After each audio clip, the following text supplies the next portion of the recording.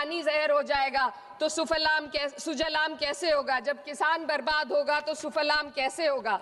हम भारतीय मुसलमान इंडियंस बाय चॉइस हैं, बाय चांस नहीं। अभी गंगा और यमुना के किनारे किसान मजबूरी में उसी जहरीली पानी से खेती कर रहा है, वही जहर अनाज में उतरता है और वही जहर किसान की जिंदगी को धीरे धीरे खत्म कर देता है। कि सारे जहां से अच्छा हिंदुस्तान हमारा, हम बुलबुले हैं इसके, ये गुलसिता हमारा, मजहब नहीं सिखाता आपस में बैर रखना, हिंदी है हम, पता नहीं हिंदुस्तान हमारा।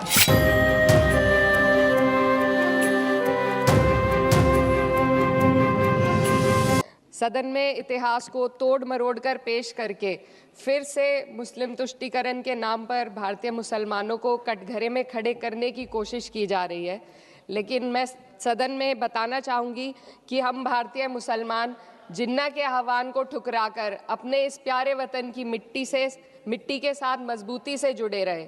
हमने महात्मा गांधी, बाबा साहब डॉक्टर भीमराव अंबेडकर, रविंद्रनाथ टैगोर जी, सुभाष चंद्र बोस जी, मौलाना अबुल कलाम आज़ाद, अशफाक उल्लाह खां साहब के विचारों को अपनाया। हम भारतीय मुसलमान इंडियंस बाय चॉइस हैं, बाय चांस नहीं। वंदे मातरम के किन छंदों को राष्ट्रीय गीत के तौर पर अपनाया जाए, यह फैसला सर रविंद्रनाथ टैगोर और सुभाष चंद्र बोस जी जैसे नेताओं के परामर्श के बाद हुआ। क्या अब हम उन महान नायकों की समझ पर प्रश्न चिन्ह उठाएंगे? उन्हें देश को बांटने वाला और तुष्टीकरण करने वाला कहने का पाप करेंगे? उन महान हस्तियों ने वंदे मातरम के उन छंदों को अपनाया जिन्होंने देश के हर वर्ग, हर धर्म के मानने वालों को एक सूत्र में पिरोने का काम किया। और मैं एक घटना आप लोगों के सामने रखना चाहती हूँ। वर्ष 1998 में उत्तर प्रदेश सरकार के मंत्री रविंदर शुक्ला जी ने स्कूलों में राष्ट्रीय गीत को गाना अनिवार्य कर दिया था। लेकिन तब के तत्कालीन प्रधानमंत्री अटल बिहारी वाजपेयी जी ने, जो उस समय लखनऊ के दौरे पर थे, उत्तर प्रदेश सरकार के इस फैसले पर नाराजगी जताई और यूपी सरकार ने राष्ट्रीय गीत को अनिवार्य करने वाले मंत्री को बर्खास्त कर दिया था। अब मैं सत्ता पक्ष से सवाल करना चाहूंगी,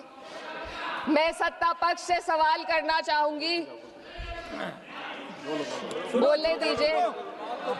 मैं सत्ता पक्ष से सवाल करना चाहूंगी कि जो विजन आजादी के समय के लोगों का था राष्ट्रीय गीत को स्वेच्छा पर छोड़ने का, उसी का अनुसरण माननीय अटल बिहारी वाजपेयी जी ने किया, तो क्या वे भी मुस्लिम तुष्टीकरण कर रहे थे?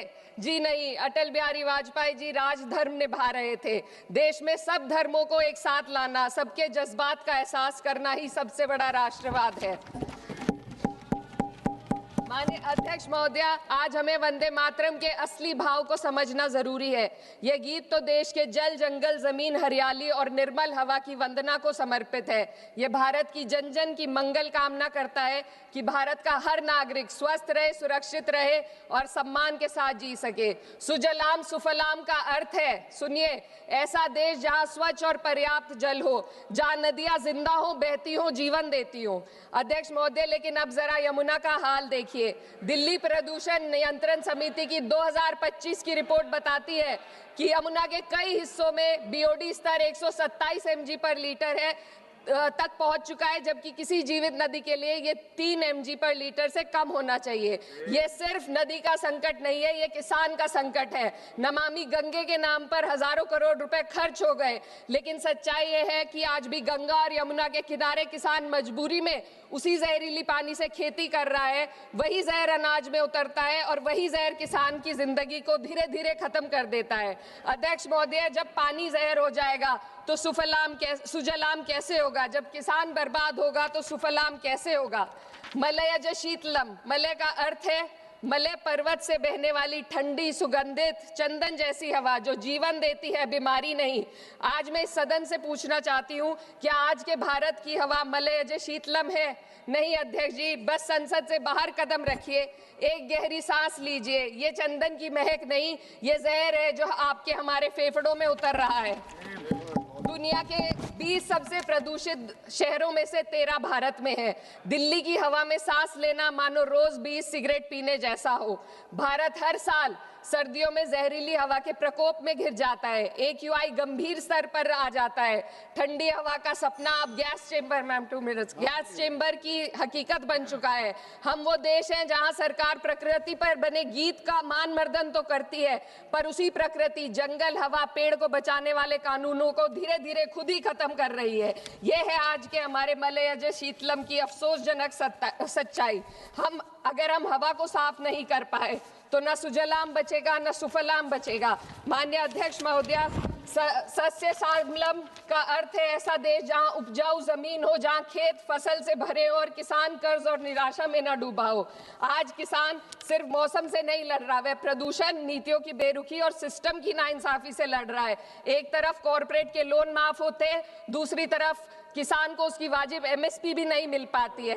आप ग्लोबल सुपर पावर बनने की बात करते हैं, लेकिन हमारी पर कैपिटा इनकम दुनिया में 136वें नंबर पर है। हम अपने छोटे पड़ोसी देश से भी पीछे हैं। हमारे लोग $2,500 तक भी नहीं कमा पा रहे एक साल में, और जिन अरबपतियों की ये रक्षा करते हैं वो इतना पैसा एक सेकंड में कमा लेते हैं। आज वंदे मातरम को बुनियाद बनाकर राजनीति की जा रही है, लेकिन जमीन पर जंगल पूंजीपतियों को सौंपी जा रही है, आदिवासियों को उनके घरों से उजाड़ा जा रहा है। मातरम में जो मात्रा माता है वे सिर्फ मातृभूमि की वंदना नहीं, वे इस धरती की हर नारी, वे इस देश की हर बेटी, हर महिला के सम्मान की बात भी करता है। लेकिन आंकड़े अगर आप देखेंगे, NCRB की हाल की रिपोर्ट के अनुसार, मैम जसवंत के अनुसार देश में हर वर्ष लगभग 30,000 से अधिक बलात्कार हो रहे हैं, यानी एक दिन में 80 से अधिक महिलाएं यौन हिंसा का शिकार होती हैं। और ये सिर्फ दर्ज मामले हैं। जब जम्मू कश्मीर की एक बच्ची हिंसक अत्याचार का शिकार होती है, जब सत्ता से जुड़े लोगों पर आरोप लगते हैं और कार्रवाई वर्षों लटक जाती है, जब उन्नाव की पीड़िता लखनऊ के दरबार में इंसाफ को लेकर अपनी जान देने पर आमादा होती है, जब बिल्किस बानो के अपराधियों का सरकार के लोग द्वारा स्वागत किया जाता है, तो ये घटनाएं वंदे मातरम की आत्मा पर चोट पहुंचाती है। मैं अध्यक्ष महोदया बस यही कहना चाहती हूँ अपनी बात को अंत में रखते हुए कि वंदे मातरम सिर्फ अतीत की ललकार नहीं, ये वर्तमान की जिम्मेदारी है, ये आत्म मंथन की घड़ी है। यही समय है कि हम वंदे मातरम को सिर्फ नारा नहीं, नीति और जिम्मेदारी बनाएं। और अपने जज्बात को मैं आलमा इकबाल साहब के तराना हिंद के साथ इस सदन में रखना चाहती हूँ कि सारे जहां से अच्छा हिंदुस्तान हमारा, हम बुलबुले हैं इसके, ये गुलसिता हमारा, मजहब नहीं सिखाता आपस में बैर रखना, हिंदी है हम, वतन है हिंदुस्तान हमारा।